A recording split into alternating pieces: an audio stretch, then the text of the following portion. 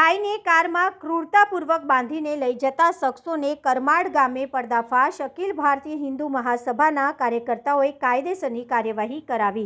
ભરૂચના કરમાળ ગામમાં એક ચોંકાવનારી ઘટના સામે આવી છે, જ્યાં એક કારમાં ગાયને ક્રૂરતાપૂર્વક બાંધીને લઈ જવાના કારસાનો પર્દાફાશ થયો છે। આ મામલે પોલીસે તપાસ શરૂ કરી છે। અખિલ ભારત હિન્દુ મહાસભાના કાર્યકર્તાઓએ એક ફોન દ્વારા માહિતી મેળવી હતી કે GJ19M 5206 નંબરની એક કારમાં એક ખાટકી દ્વારા ગાયને અત્યંત ક્રૂરતાથી બાંધીને લઈ જવામાં આવી રહી છે। આ જાણ થતાં જ ગામના લોકો સક્રિય થઈ ગયા અને ગાડી રોકીને તપાસ કરી। તપાસ દરમિયાન ગાડીમાંથી એક ગાય મળી આવતા તત્કાળ કાર્યવાહી હાથ ધરવામાં આવી।